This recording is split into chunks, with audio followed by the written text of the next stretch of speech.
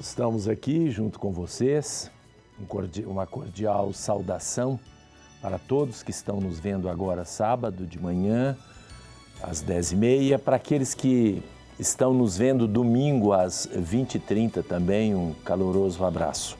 Nosso programa sempre continua com a exortação apostólica, a partir dela, inspirado na exortação apostólica, nós fazemos alguns comentários atualizados.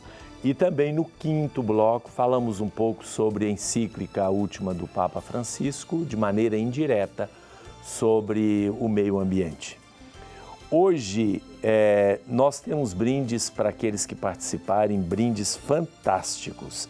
Em primeiro lugar, vamos sortear hoje com as pessoas que participaram também nos sábados passados, a diária no Hotel Intercity, que fica ali, um hotel de 4 estrelas, que fica ali na Rajagabalha, na frente do Hospital Madre Teresa. Então, uma diária de final de semana com café da manhã para 2 pessoas em categoria luxo, esse Hotel Intercity. Então, quando você quiser participar do hotel, da diária do hotel, oferecer para alguém também, você pode fazer isso, você tem que identificar na sua participação. Nós temos também aqui 3 kits de livros.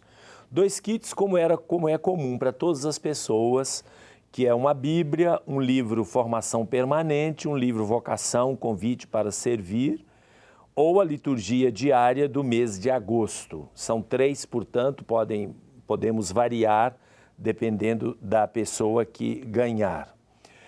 Agora nós vamos ter um terceiro kit muito interessante, então preste atenção. Esse mês é o mês das vocações e, portanto, esta primeira semana de agosto é o dia do padre. E esse kit é para padres, mas não precisa ser um padre que participa.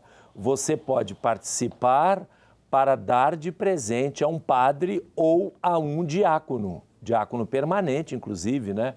Um leigo não, desculpe, uma pessoa casada que é diácono, é ministro ordenado, não é leigo, é ministro ordenado, pertence, portanto, ao primeiro grau da ordem sacerdotal, do ministério ordenado, diácono, padre e bispo, e, portanto, ou para o seu pároco, para um padre, olha que coisa maravilhosa, até eu quero ganhar, um dicionário do Concílio Vaticano II,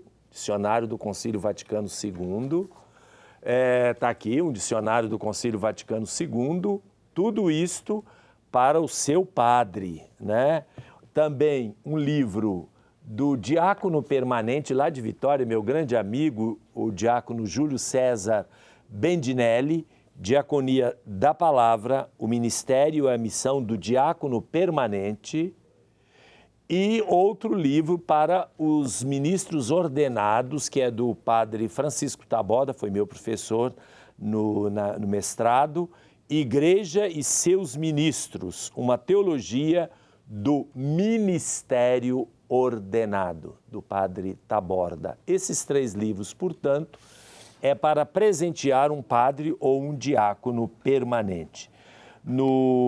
Nós teremos no quinto bloco a Maíra, que vai ler as suas participações para que a gente possa fazer o sorteio no 6º bloco do programa. E também nós temos hoje uma atração musical do Alves Farias, que é uma flauta transversa e um violão, e eles vão se apresentar no 2º bloco. Você pode participar do programa, preste atenção. O telefone está aí no seu monitor, 3209-0120. Pode participar pelo telefone, pelo facebook.com/questões.defé, sem acento, de fé tudo junto, DEF, né? Você pode ver o programa ao vivo, @Padre Cândido 2, e você pode participar pelo e-mail, questõesdefé@tvhorizonte.com.br.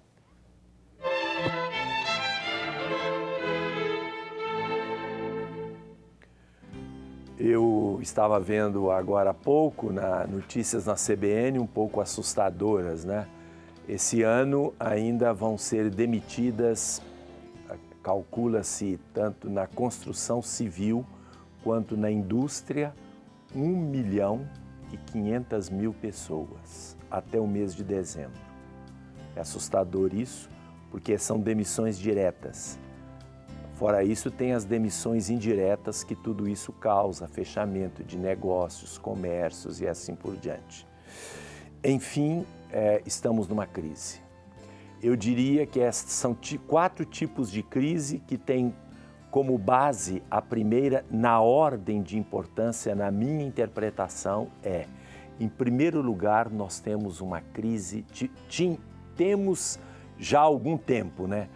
Crise moral grave. É aquilo que nós chamamos, que nós estamos vendo aí, notícias todos os dias de corrupção em todos os níveis, em todos os lugares, em todas as empresas. Uma coisa assim absurda que a gente fica tonto, né? É crise moral.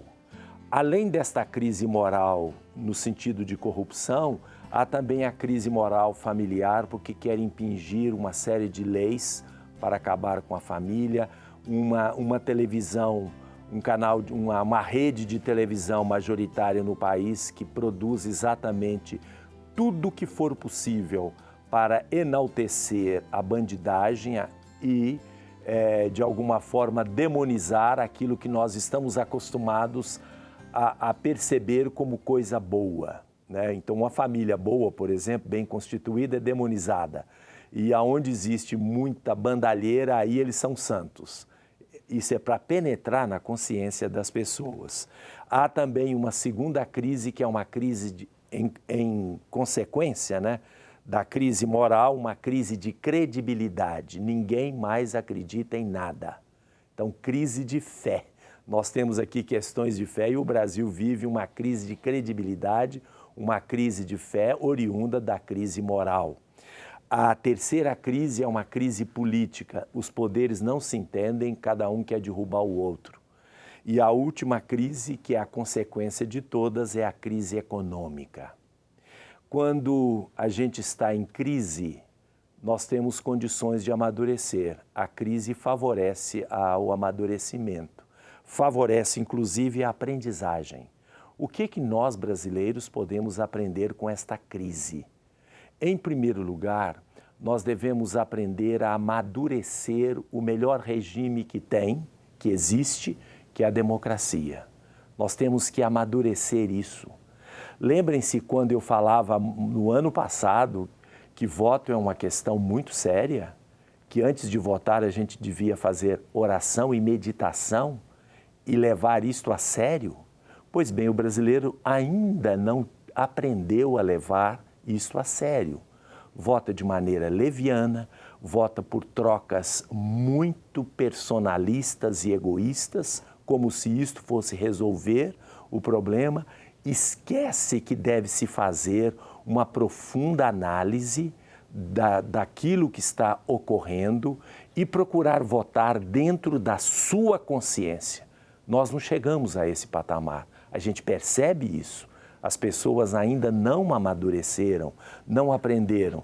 Também é difícil as pessoas terem uma visão lúcida quando grande parte do nosso povo ainda carrega esse chamado analfabetismo funcional, ou seja, não é capaz de ler e interpretar uma realidade, não é capaz de ler e interpretar corretamente um texto. E quando nós falamos texto, não é só o texto de um livro, é também.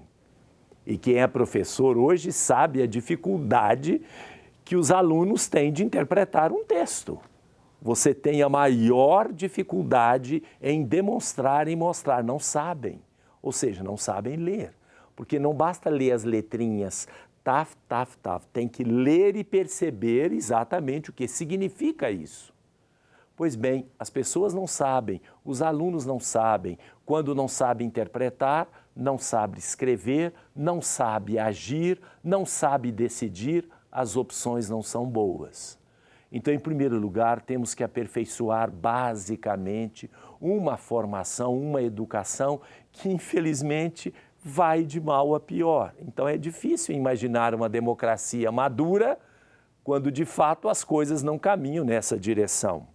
Então, há exigência, portanto, de que para que um país seja verdadeiramente democrático, não basta simplesmente votar. Isto é o básico.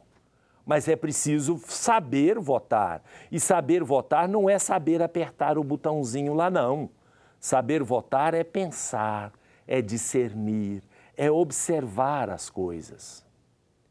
E o mais importante, quando nós não votamos bem, vem sofrimento, vem morte, vem divisões na família, vem sonhos frustrados, vem tudo.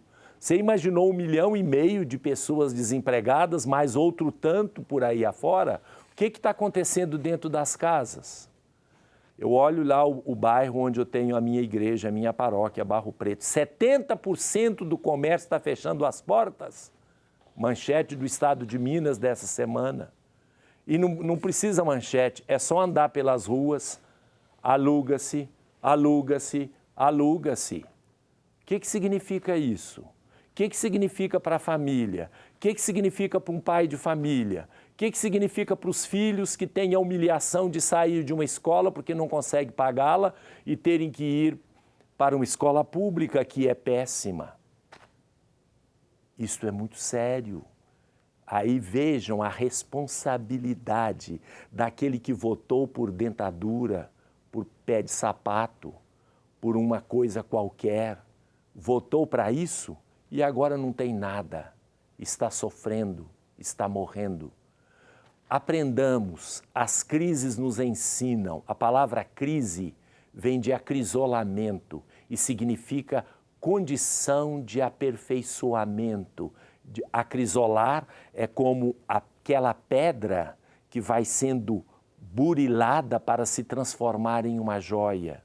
O sofrimento pelo qual nós passamos e vamos passar neste ano e no próximo ano, este sofrimento tem que servir para alguma coisa, tem que servir para que nós aprendamos, para que nós aperfeiçoemos, para que nós amadurecemos nossas relações em um país que se quer democrático. Aprendamos a viver numa democracia, não sejamos submetidos ao cabresto de pessoas que nos governam. Nós voltamos daqui a pouquinho para o segundo bloco do Questões de Fé.